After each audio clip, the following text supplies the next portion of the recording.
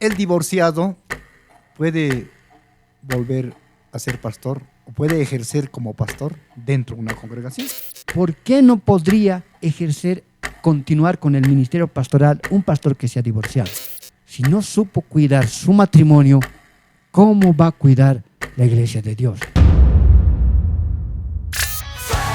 En controversia, luz en la verdad, único que guía, nunca se apagará. Con la Biblia en mano, todo se aclarará. Fe en controversia, bienvenidos. Hola, soy Guillermo Alba. Una vez más estamos en Fe en Controversia. Al lado mío está Juan. Juan, saludo a las diferentes personas que nos están viendo por este medio. Por supuesto, para nosotros está siendo muy especial poder compartir el mensaje del Señor a través de las diferentes plataformas y queremos saludarle de todo corazón por el medio que usted nos esté observando, a la hora que nos esté viendo, que Dios bendiga su vida. Y bueno, hoy estaremos con un tema muy especial, ya enseguida nos estará comentando nuestro hermano Guillermo, y animarle de todo corazón a que si usted tiene alguna duda de los temas que estamos tratando o quisiera darnos alguna sugerencia de temas que podamos llegar a tratar, tenemos la cajita de comentarios. Usted puede realizar su pregunta o darnos alguna sugerencia. Hoy hablaremos de un tema muy delicado, obviamente controversial también. Lo que quiero hacer directamente es esta pregunta. ¿Qué es el divorcio según la Biblia? ¿Estaba en los planes de Dios? El tema del día de hoy será complicado, porque hablar del divorcio va a causar polémica en función a cómo se observa esto en las diferentes iglesias, en las diferentes congregaciones. No todos tenemos, es real, un solo punto de vista. Pero nosotros vamos a tratar de usar lo que la Escritura dice, lo que la palabra de Dios dice sobre este tema en particular. En principio, el divorcio nunca estuvo en los planes de Dios, jamás. Lo que dice, por ejemplo, Mateo capítulo 19, verso 6, dice: así que no son ya más dos, hablando del varón y de la mujer, sino una sola carne. Por tanto, lo que Dios juntó, no lo separe el hombre. En el corazón de Dios, en los planes de Dios, es simple. La unión del varón y la mujer da como estado un solo ser, un solo corazón. En los planes de Dios jamás estuvo el divorcio. Pero añadiendo a su pregunta, tenemos otro verso que también podemos mencionarlo, porque quizás es un poco complicado lo que estamos tocando, pero es real. Ya estaremos seguros viendo por qué hay divorcio en este tiempo, pero en el principio, en el corazón de Dios, jamás estuvo que el hombre o la mujer terminen separándose. Malaquías 2:16, mire lo que dice textualmente. Porque Jehová Dios de Israel ha dicho que él aborrece el repudio. Y ya podemos quedarnos ahí y ahí comprobar qué es lo que Dios piensa acerca del divorcio. La palabra repudio puede ser traducida por completo como divorcio. En el tiempo antiguo se repudiaba a la mujer, el hombre repudiaba a la mujer, que implica el divorcio, la separación del hombre con la mujer. Entonces podemos leerlo de manera textual, traduciéndolo según la interpretación que corresponde, porque Jehová Dios de Israel ha dicho que él aborrece el divorcio. Y al que cubre de iniquidad su vestido, dijo Jehová de los ejércitos, guardaos pues de vuestros espíritus y no seáis desleales. Entonces, jamás estuvo dentro de los planes de Dios el divorcio, aún más. Si podemos enfatizar en el versículo, Dios aborrece el divorcio. Pero, ¿qué pasa con la gracia de Dios? La gracia de Dios existe y continuará. No estamos hablando de salvación. La gracia de Dios ha sido dada para la salvación del alma del ser humano. No estamos diciendo que aquel que se divorcia es apartado de la gracia de Dios ni se condena. Hay situaciones X por las cuales quizás alguien termina apartándose de su esposa o de su esposo. Pero la gracia de Dios no se corta en el sentido de su salvación. Pero hay otras cosas que las consecuencias del pecado vamos a terminar cargando y pagando en esta tierra. ¿Y en qué casos existe el divorcio? Bíblicamente, obviamente. Podemos hablar quizás de dos casos. La iglesia trata dos casos. Vamos a leer un versículo que sería el primer caso donde se supone, aunque voy a hablarles de una interpretación más precisa y quizás tengamos una idea diferente después de lo que vayamos a hablar. Mire, encontramos el primer caso en Mateo, vamos a buscar. El primer caso encontramos en Mateo capítulo 5, verso 32. Pero yo os digo que el que repudia a su mujer, y mire lo que la interpretación que se da, y esto es Jesús hablando, y muchos dicen que este sería el argumento para permitir el divorcio dentro del matrimonio, pues escrito está. Pero yo os digo que el que repudia a su mujer, a no ser por causa de fornicación, ¿no? A no ser por causa de fornicación, hace que ella adultere, y el que se casa con la repudiada comete adulterio. Pareciera el versículo decir textualmente que el divorcio estuviese aceptado en un caso de infidelidad, ¿no? Mas, escuche bien esto. Aunque este es el principal versículo que se utiliza para aceptar el divorcio dentro del matrimonio cristiano, nosotros debemos comprender algo. La Escritura, la palabra del Señor, no fue dada directamente para un pueblo gentil, sino tiene una connotación de tradición judía. En este momento, Jesús no les está hablando a los gentiles, les está hablando a judíos. Y dentro del judaísmo, esto tiene otra interpretación que se puede llegar a entender en base a la palabra fornicación. Guillermo, le pregunto, dos solteros tienen un acto de intimidad, ¿cómo se llama eso? Fornicación. Ahora, dos casados, un matrimonio, les infiel a su mujer. ¿Qué nombre tiene eso? Adulterio. Pero aquí encontramos fornicación, no adulterio. Y lo controversial de esto es que muchos mencionan, ¿no? Si un matrimonio entra en infidelidad, puede dividirse, puede divorciarse. Eso dijo Jesús. Pero aquí encontramos otra palabra, no la palabra adulterio, sino la palabra fornicación, que se realiza en el momento en que dos personas no están casadas, sino que están solas. Los solteros pueden fornicar, los casados entran en adulterio, que es una palabra de connotación diferente. Entonces, ¿a qué se refiere en esto? Viendo ya desde la tradición judía, esto tiene otra interpretación. Escuche, hermano, mire la forma en la cual deberíamos entender el versículo. En el tiempo de Cristo, bajo la tradición judía, no existía el enamoramiento. No existía el enamorar a una mujer, no, el varón enamorar a la mujer con palabras bonitas, con poesías, llevándole flores, rosas, bombones, chocolates, como ahora quizás se realiza. Sino que en determinado momento una familia tenía un hijo varón, observaba a otra familia conocida, de buen renombre, de buen testimonio, que tenía una hija mujer, y en determinado momento se realizaba una conversación en el cual cuando esos dos fueran grandes, se tenían que casar. Eran matrimonios ya arreglados. Tanto era así que en un momento dado, para no hacerle larga la historia, cuando estos dos crecían, ya sabían que se iban a casar. Llegaban el día del matrimonio. Esto es dentro de la tradición judía. Mira cómo se explica el versículo. Llegaban al día del matrimonio. Estos dos se unían en la intimidad. Si el varón descubría que esta mujer, antes del matrimonio, ya eran comprometidos para estar juntos, pero estaban solos. Si esta mujer no llegaba virgen al matrimonio, ella era considerada una fornicaria. Por tal, Jesús lo que está señalando, según la tradición del mundo judío en ese tiempo, si se encontraba en ese momento que esta mujer había fornicado, velando ya el voto de el compromiso que tenía aún de esta niña, de que ya había sido entregada a un varón, en ese caso está diciendo Jesús, puede separarse. El matrimonio queda anulado, porque ella rompió el voto que tenía de mantener mira esa palabra, ¿no? Su pureza, vamos a decir, para el momento en el cual tenga el encuentro con aquel hombre que fue comprometido. Ahora, eso es directamente para el mundo judío, eso no es aplicable al mundo cristiano. No es aplicable. Jesús no está en contra de su propio corazón, porque el corazón de Dios, como lo dijimos al principio, el Señor unió a dos para que sean uno. En el corazón y en el plan divino de Dios nunca estuvo el divorcio.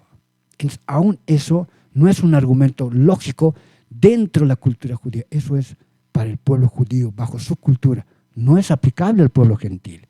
El pueblo gentil tiene otra forma de enamorar. Ahora, hay otro segundo caso que quizás muchos también mencionan, que aquí sí se permitiría el divorcio. Vamos a irnos a otro versículo. Este es Pablo, hablando en un momento dado a la comunidad de la iglesia en Corinto, diciendo en 1 Corintios capítulo 7, verso 15.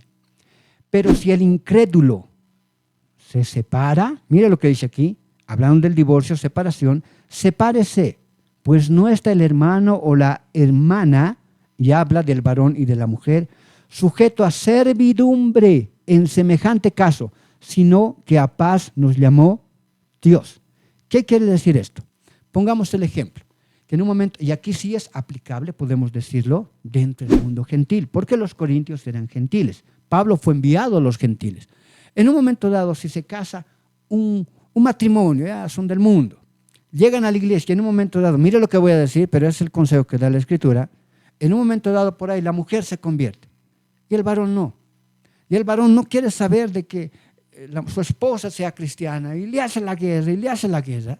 El consejo dice que si en un momento dado el varón puede llegar a interferir con la fe de la mujer y apartarla aún, Pablo como consejo dice, yo no veo por qué no pueden desunirse. ¿Por qué? Porque ya son yugo desigual. Ya prácticamente desde un principio ya estuvieran separados, son yugo desigual. Entonces, en ese caso dice, yo no veo por malo que se puedan separar. Pero también el versículo continúa diciendo, pero si no les tropiezo a la mujer, que la hermana no se separe. Y si seguimos estudiando, en un momento dado va a decir, ¿por qué? Porque la hermana, con su buen testimonio, sin palabra, puede ganar al varón. Ese es un caso que quizás podría ser aplicable simplemente para sostener una cosa, nuestra fe salvadora en el Señor. Más allá, la Biblia no habla sobre la separación, pero eso sigue siendo un consejo de Pablo, sí guiado por el Espíritu Santo, bajo la connotación de que es más importante velar la salvación de uno, porque querámoslo o no, la salvación es personal. Claro, pero yo tengo una pregunta. Pero si Dios, a lo que escucho y a lo que veo, a lo que entiendo, si Dios permite el divorcio, ¿por qué algunos divorciados asumen a ser pastores todavía? Ya. Como estamos mencionando, en el corazón de Dios no existe el pensamiento siquiera del divorcio. Para Él no existe aquel. Ahora, le entiendo que la pregunta más o menos va enfocada a que ¿por qué un pastor divorciado sigue siendo pastor? ¿O cómo estamos? No, lo que yo le pregunto, decía, porque si Dios admite el divorcio, si Dios ha admitido el divorcio, ¿de dónde nace eso? ¿Por qué hay el divorcio? ¿Ha sido porque Dios quiere o es porque ha sido por la humanidad? Allá. El versículo que podemos utilizar es un pensamiento que Jesús mismo menciona, que en un momento dado le preguntan sobre el divorcio y Él menciona directamente. No es que, repito, que Dios permite el divorcio, sino Jesús aclara y dice con claridad, ¿no? Por la dureza del corazón del hombre se permitió que el divorcio existiera, pero no estaba en los planes de Dios. En el tiempo de Moisés se observó algo muy triste y lamentable. Vivían en una sociedad, la sociedad judía es una sociedad, no vamos a llamarla machista, sino es una sociedad patriarcal, en donde el hombre tiene toda la autoridad. Por tal, en un momento dado, sucedía que en el tiempo de Moisés, estaba ahí el matrimonio y los hombres repudiaban a la mujer, se divorciaban de la mujer por cualquier cosa. Mire qué cosa extraña sucedía en ese tiempo. Por decirlo así, la mujer que amaba el arroz era repudiada. La mujer en un momento dado quizás no lavaba la ropa, era repudiada. Y en ese tiempo la mujer repudiada, no tenía la posibilidad de volver a casarse. Por tal, tampoco poder trabajar, porque era una sociedad patriarcal. Esas mujeres el único destino que tenían era ser mendigas en las calles, extender la mano y buscar una moneda para seguir sobreviviendo. No tenían otra cosa más que hacer. Moisés, viendo aquello, lo que menciona y dice es, entonces, hagamos algo, no las repudien así porque simplemente las volvemos mendigas a las mujeres. ¿Qué vamos a hacer? Denles carta de divorcio. Pero repetimos, no fue el plan de Dios, sino la dureza del corazón del hombre. Moisés dice, denles carta de divorcio. ¿Para qué? Porque con la carta de divorcio las mujeres podían volver a casarse. Pero sigue siendo lo mismo. Dios no lo permitió, no estaba en los planes, sino es parte de la dureza del corazón del hombre. Lo que usted dice entonces es que Dios aborrece el divorcio. Sí, lo leímos en Malaquías. Con claridad dice que Dios aborrece el repudio. Dios aborrece el divorcio. Mire, porque Jehová Dios de Israel ha dicho que Él aborrece el repudio, aborrece el divorcio. No es parte de lo que Él planificó, no es parte de lo que Él quiere. Ahora, esta es mi pregunta. ¿El divorciado puede volver a ser pastor o puede ejercer como pastor dentro de una congregación? ¿Antes de ser cristiano o ya siendo pastor? Ya siendo pastor. Ya. Aquí va a estar más complicado mencionar esto, ¿no? Algunos consiervos quizás se van a incomodar por lo que vamos a decir. Pero vamos a irnos a la Escritura, por supuesto, y aquí vamos a irnos a Timoteo, ¿no? Ahí tenemos el mensaje claro sobre aquello. En 1 Timoteo capítulo 3, verso 2 dice de la siguiente manera. Para ser tácitos, un pastor que se divorcia, ¿puede volver a ser pastor? ¿Puede ejercer el ministerio pastoral aún? La respuesta es no. Bíblicamente ya no debería hacerlo. ¿Dónde está escrito eso? 1 Timoteo capítulo 3, verso 2 dice así. Pero es necesario. Recuerde, estos principios comienzan diciendo, pero aquel que anhela ministerio en estas cosas debe ser irreprensible, diciendo, pero es necesario que el obispo, el pastor, sea irreprensible. O sea, que no tenga tacha en esto, lastimosamente. ¿En qué? Primero, marido de una sola mujer. Ese vendría siendo el primer requisito. Ya después nos dice sobrio, prudente, decoroso, hospedador, pero el primer requisito dice marido de una sola mujer. Y aquí con claridad nos habla. No puede volverse a casar, ser marido de otra mujer. Un pastor no podría tener 2, 3 esposas. Y aquí podemos dar un montón de argumentos en función a aquello, ¿no? Pero quisiéramos complementar con el versículo 5, 1 Timoteo 3:5, que nos dice el por qué. ¿Por qué no podría continuar con el ministerio pastoral un pastor que se ha divorciado? Porque en el versículo 5, manteniendo su contexto, dice, pero el que no sabe gobernar su propia casa, ¿cómo? Y él hace la pregunta, ¿cómo cuidará la iglesia de Dios? ¿Cómo cuidará? Dentro del judaísmo, Dios cuando hace una pregunta, la respuesta está ahí mismo. Siempre acuérdense de eso. Toda la escritura, cada pregunta que se hace, siempre la respuesta está ahí mismo. Es la forma de la cultura judía dentro y es la forma en la cual Dios mismo actúa. En un momento dado le dijo a Job, Job, ¿dónde estuviste tú cuando hice esto? ¿Dónde estuviste? La respuesta está en la misma pregunta. Desde el principio Dios hace eso. Y él pregunta y dice, ¿cómo cuidará la iglesia de Dios? Y la respuesta está ahí. Si no supo cuidar su matrimonio, ¿cómo va a cuidar la iglesia de Dios? La misma versículo nos responde el por qué. Y después ya podemos irnos a argumentos éticos, argumentos morales. Es complicado. Si tú un día presentaste a tu esposa en el altar, una iglesia cristiana, tus hermanos te conocieron, jóvenes que asisten a tu iglesia, a tu congregación, hermanos, familias que asisten a tu iglesia. Después de un tiempo, ¿cómo puedes presentarle a otra mujer? ¿Cómo puedes presentarle a otra esposa, a tu misma iglesia, a tu misma congregación? ¿Qué es lo que van a pensar ahí las familias, el varón, la mujer? Qué bueno, es fácil poder divorciarse y traer y presentar a otra esposa, a otro esposo. ¿Qué van a pensar los jóvenes de la congregación? Van a mirarnos de alguna manera, triste, pero es real. Los pastores somos y debemos ser un ejemplo dentro de la congregación. Pablo decía, sed ejemplos, ¿no? Sed imitadores de mí, como yo de Cristo. Ahí habla de ser un ejemplo. Y en ese sentido, ¿qué ejemplo vamos a hacer para los jóvenes, las señoritas, que en un momento dado se van a casar, pero sabiendo que su pastor se ha divorciado y se ha vuelto a casar y está ejerciendo el ministerio, y les van a decir entonces esto un día se puede hacer? Y aquello un día podría perjudicar grandemente el crecimiento espiritual de la familia, del hogar, de los jóvenes, las señoritas. Y recuerde, aquel quisiera tropezar a alguien, es mejor que se ponga una piedra de molino de asno en el cuello y lanzarse al fondo del mar. Es complicado, pero así está escrito. Por supuesto que sí, así que recuerden todos ustedes, pastores también, que somos carta leída. Oh, Señor. Carta leída. Es un tema muy delicado, como le decía a todos los espectadores, que es un tema controversial. Tengo una pregunta. Dentro de las congregaciones, las iglesias grandes aún quizá, hay pastores que son infieles y aún, ¿cómo se llama? Los miembros de la congregación conocen, pero van con tapaderas que no quieren exponer, van cubriendo ese pecado. No. ¿Qué opinión podría dar sobre eso? La Escritura dice tácitamente, lo oculto saldrá a luz.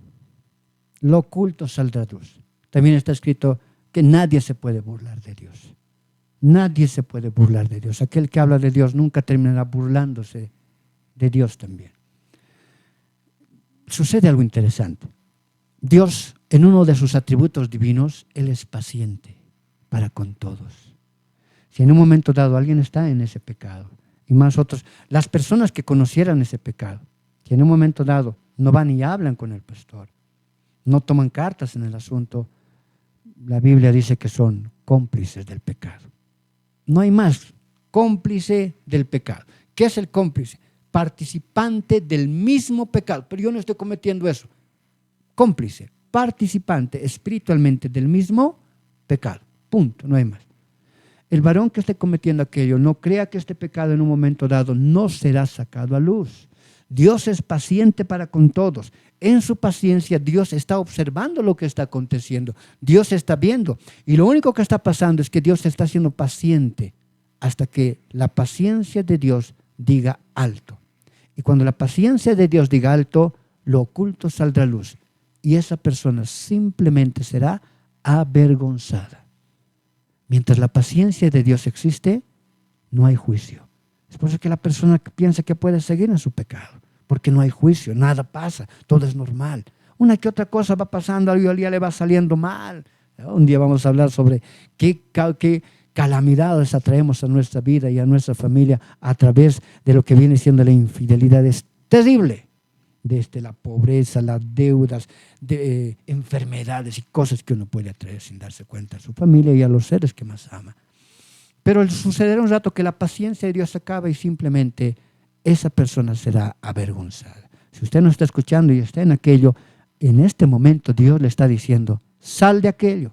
Mi paciencia se está acabando y el avergonzar llegará. El juicio de Dios llegará. Juan, el divorcio es un solo nombre, pero hay dos actores. Sí. El varón y la mujer. Uno de los dos quizá cometieron el error, ¿verdad? Pero, ¿quién de ellos sería el culpable? En caso de que la mujer, digamos, haya cometido el error o tanto el varón. ¿A quién le nombramos como culpable? No, en un momento dado, cuando uno se siente herido, la mujer se siente herida, pues si es que el varón me ha sido infiel o me ha engañado, o esto ha pasado. En caso contrario puede ser lo mismo, el varón siempre va a terminar echando la culpa a la mujer. Y aunque podamos decir, ¿no?, hay que ver cada caso en particular para ver qué es lo que ha sucedido o quién es el culpable, eso no existe, no existe. Los que ya sabemos y tenemos un matrimonio, existe una realidad. Cuando usted se ha casado pues enamorado. No se ha casado con la idea de aquí a 3 años me voy a divorciar, de aquí a 2 años le voy a engañar a esta mujer, de aquí a 2 años le voy a engañar a este varón. Se ha casado completo enamorado, alma, mente y cuerpo. No había otras ideas en su corazón. En realidad no existen culpables, ni el varón ni la mujer. Si vamos a hablar de culpabilidad, los dos son culpables. En un momento dado se rompió la comunicación. En un momento dado ya no hubo esa forma en la cual se trataban. En un momento dado uno de los dos empezó a hacer algo, pero el otro se cayó, quiso aguantar, va a estar cambiando, va a estar diciendo, igual eres culpable. Se rompió la comunicación, empezó a mostrarse otras actitudes que no correspondían dentro su relación matrimonial. Uno empezó quizás a darle más tiempo al trabajo, tantas cosas que pueden llegar a acontecer, pero es lo mismo. La mujer tiene que crear el vínculo, el hogar perfecto para que el varón, cuando sale a trabajar, quiera regresar con esa alegría de decir: el lugar más precioso, el lugar más hermoso es mi hogar, es mi casa, es estar con mi esposa. En el trabajo tiene que decirlo: yo gané el llegar a mi casa, porque yo llego a mi casa y en mi casa, ¿qué es lo que encuentro? Encuentro una mujer que es agradable, encuentro una mujer que me ama, encuentro un lugar en mi casa, tendré una camita, tendré una garrafa, pero es un lugar tan precioso que anhelo regresar. Entonces, habría que sí pensar, para no buscar culpables y para sanar el alma en una situación de divorcio, buscar no al culpable, sino las dos, meditar y pensar y decir: nos hemos equivocado, hemos fallado. ¿Y en qué hemos fallado? Para poder conversar y quizás, Dios un día, si lo permita, poder restaurar un matrimonio. Pero si seguimos buscando, tú eres el culpable, no, tú eres la culpable, no hay restauración. No hay restauración. Pero si los dos asumimos que hemos tenido culpabilidad y empezamos a ser maduros en aquello, podría llegar, y es lo que Dios pide. Si en un momento dado hubo divorcio o separación, lo que Dios ahora anhela es que se sienten, vean que sí, los dos son culpables. ¿Para qué? Para que bajo ese conocimiento pueda haber restauración de la pareja, restauración matrimonial. Y una vez restaurado, ¿volvería a ser pastor? ¿A retomar el pastorado? Sí. Ahí también hablamos mucho de lo que viene siendo la restauración de una persona. Si en un momento dado un pastor tiene problemas matrimoniales, terminan apartándose, ¿no? Pero después del tiempo asumen la posición, reaccionan ante la situación, como le dije, conversan y ven que la realidad es que se puede seguir llevando el matrimonio. Perfecto. Los dos pueden regresar, Dios restaurará, porque lo que Dios ha unido no lo separa el hombre. Y una vez que existe la restauración, el perdón, ellos pueden continuar con su ministerio. Lo que hace Dios con el pecado es maravilloso. Hay un versículo que dice que es como que Dios, cuando nosotros pedimos perdón con sinceridad de corazón, es como que agarráramos una moneda y lo lanzáramos al fondo del mar. ¿Quién podría volver a encontrar esa moneda? Nadie. Ese es un imposible. ¿Qué quiere decir? Que Dios se olvida del pecado cometido ante un sincero arrepentimiento. Y lo único que hace es la restauración, continuar con la misión que Dios le ha entregado a una pareja o que Dios le ha entregado a un pastor. Eso puede suceder, sí. La restauración espiritual es parte de la gracia divina de nuestro Señor. Juan, ¿qué podemos decir a las personas cristianas, a pastores? ¿Qué consejo podríamos dar a personas inconversas que nos están viendo por las pantallas esta noche? ¿No? Yo les he hablado de todo corazón, aún por testimonio propio, ¿no? Que muchas veces los pastores lo que hemos hecho es primeramente poner siempre a Dios y después en segundo lugar hemos puesto el ministerio y en tercer lugar hemos colocado el matrimonio, la familia, la esposa. Ese es un gran error que cometemos como pastores.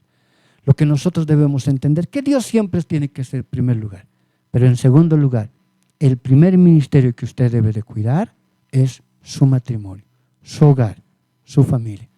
Y después, mire, recién viene la iglesia, recién viene el ministerio. Porque el que no sabe cuidar su casa, ¿cómo cuidará la casa del Señor? Esa sería la principal recomendación que yo daría a los pastores. Y a la persona que quizás, a los hermanos de la iglesia, la congregación, de una forma también lo mismo. El primero que siempre sea Dios y después su hogar, su familia, comprensión, conversación, hablar todo el tiempo. Es extraño que mientras enamoramos, si vale el término, hablamos mucho de todo y de nada. Podemos estar hablando de día, de noche, en la madrugada, todo el tiempo. Terminamos de hablar en nuestra cita, por decirlo así. Llegamos a la casa, lo primero, prendemos el celular. Hola, mi amor. Seguimos charlando. Y en el tiempo del matrimonio, la conversación se acaba. la conversación se acaba. Yo les sugeriría inclusive a los que recién se han casado, ¿no?, por lo menos un par de años, no tengan hijos. Un par de años curtan el matrimonio. Quédese varón y mujer. Ustedes sueñen, piensen entre los dos. Ya cuando llegue el tiempo vendrán también los hijos.